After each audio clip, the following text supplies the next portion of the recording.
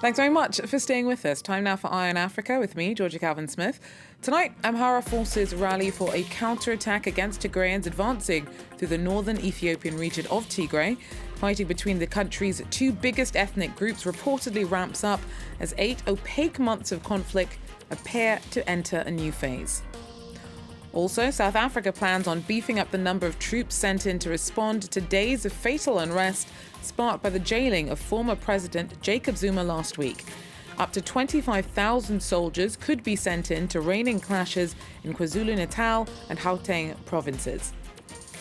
And the opening qualifiers for Africa's first Women's Champions League football tournament kicks off on Thursday in Ivory Coast. We meet the 11 sisters of Gagnoa, hoping to do their country proud and make it to Cairo in December. But first, despite announcing a unilateral ceasefire last month, Ethiopian Prime Minister Abiy Ahmed says that he'll respond to attacks by enemies as Tigrayan forces advance through their northern region. Now, they claim to have seized some towns claimed by ethnic Amharas.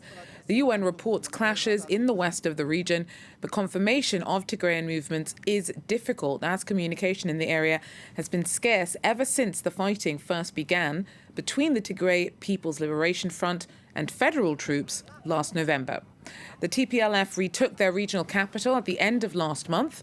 Amhara forces now say that they're rallying for a counterattack, and their fears that the conflict may be entering a dangerous new phase.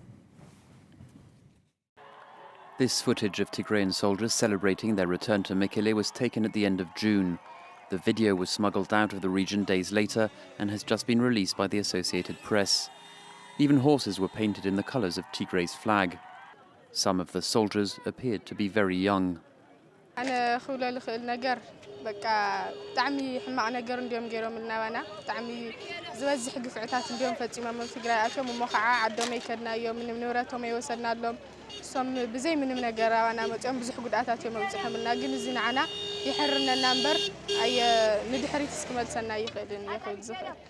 conflict began in November, but in June the government announced a ceasefire.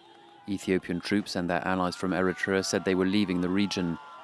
But the leader of the Tigray forces says he will fight until there is a complete withdrawal. Our mission is not finished yet. We have to continue attacking the invaders because they are still in Tigray. So there is no reason for waiting because they are still in Tigray, and unless they leave, we have to chase them.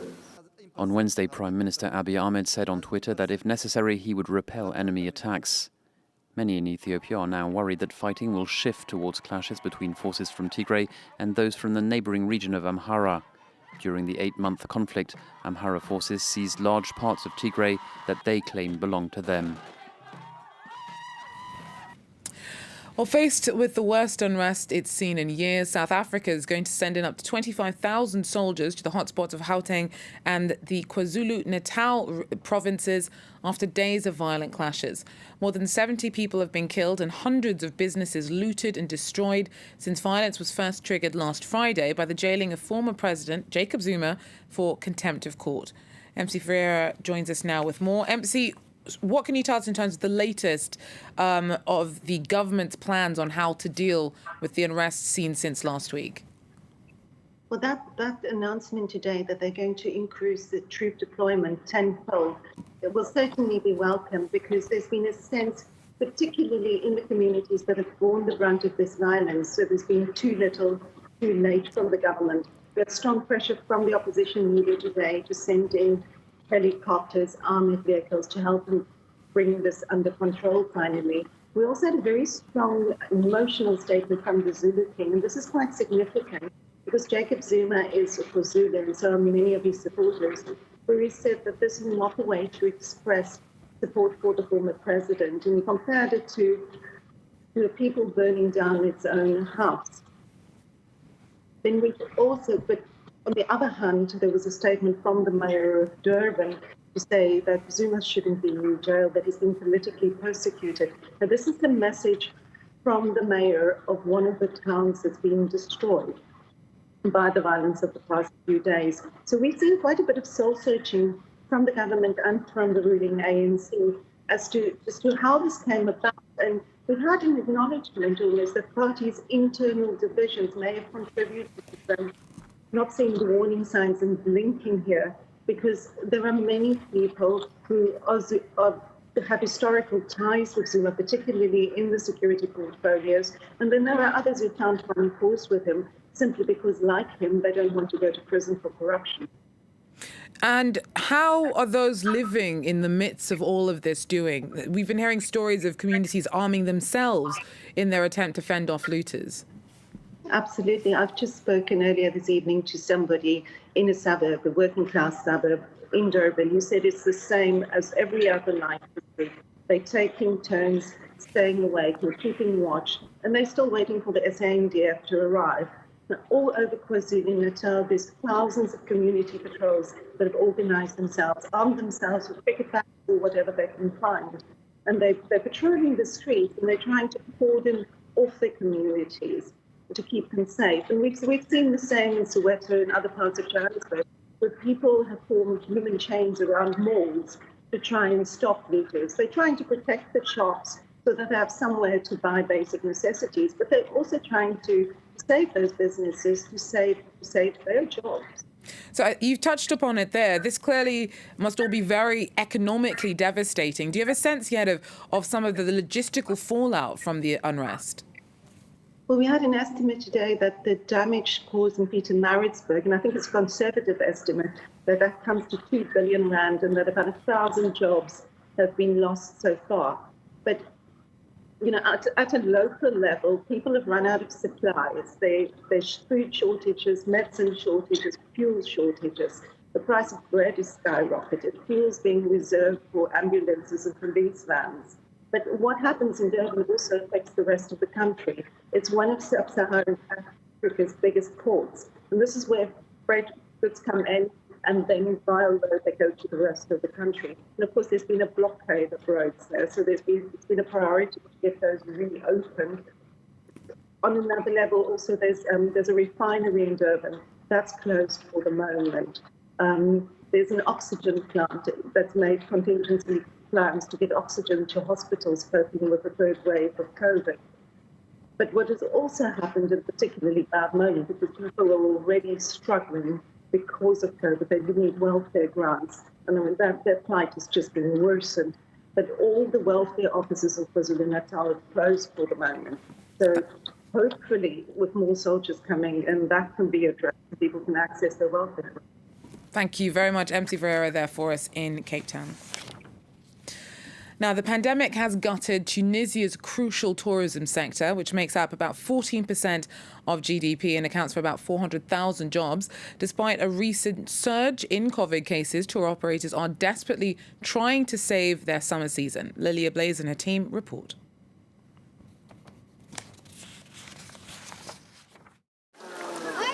In this Monastir hotel, foreign tourists and Tunisians are enjoying the summer, even though the health situation is worrying. Deaths linked to COVID-19 have been rising for weeks, and hospitals are full. This Belgian family, who often vacation in Tunisia, came back despite the virus. La différence pour nous, c'est qu'il y a certaines choses qu'on ne fait plus cette année et qu'on faisait précédemment.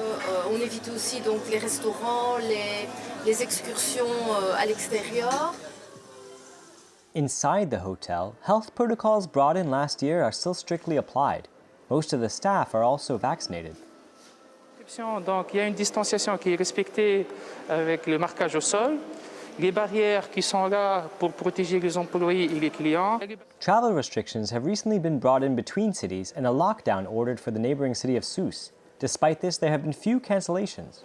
Donc cette année, c'est mieux. Malgré que la situation sanitaire à l'extérieur elle est moyenne, les clients continuent à réserver. Le marché européen ne nous a pas lâchés. It's a different story in the old city Medina of Sousse. Artisans have had to close their shops for a week. Soufiane stopped selling his crafts long ago because of the lack of tourists. Today, his biggest concerns are the risk of infection and the scarcity of vaccines. On a besoin des vaccins. Chacun famille كل يوم قاعدين يموتوا. أنا خسرت أمي في المرض هذه. كل تونسي تلقى خاصة حد عزيز عليه. The season has tentatively restarted, but with tourists restricted to their hotels, many in the sector are still struggling to earn a living. Now, on Thursday, Ivory Coast will host the opening game of the qualifiers for the first African Women's Champions League football tournament. The match will pit Burkina Faso against a home team that's been dubbed the 11 Sisters of Gagnoa. Our team headed down to catch up with them as they ramped up for their big day. Take a look. 3 p.m. at the Yopougon Sports Center, north of Abidjan. The coach blows his whistle, signaling the beginning of training. An hour-long intense workout on the field kicks off for Gagnoa's 11 sisters. Morale is really high, and this is a first. People used to say that football was a guy's thing, but the sport has become so popular. Everyone wants to play football. As the sport becomes more popular in Ivory Coast, this all-girl team is gearing up for a particular challenge. This July 15th, they will compete in the first female African Champions League, opening against the Burkina Faso USFA team. Sandrine is confident about the big day. The eldest of the group tells how joining the team led to big changes for her. I was playing in my neighborhood and they came to me. I joined the group 10 years ago. I'm happy and comfortable here. It's home. I was leading this impossible life. Football made me realize that life is not about this thug stuff. The football club was founded 19 years ago, and its coaches pride themselves of giving young women a purpose. Its president says that participation is not just about training and competition. He sees it as a school of life. In Africa, and especially Ivory Coast, we realised that customs didn't allow girls to play football. Parents didn't accept that, and it was difficult. We had to talk a lot with parents. What I would tell them is, not only will they play football, but they will also go to school. A handful of supporters have come to attend the session. Enthusiastic and hopeful, they offer a preview of what the mood will likely be at the Champrou Stadium on Thursday. I'm really confident for the big game. They are tough. People tend to neglect them, but they play well. They really have the expected level. They play as well as the men. I wouldn't worry. The tournament's qualifiers will take place in different cities around the continent, but the final leg of the league will be hosted in Cairo in December 2021. Well, wishing you all the very best of luck from Iron Africa. That is, though, all we have time for. Thanks for joining us. Do so again if you can. Take care.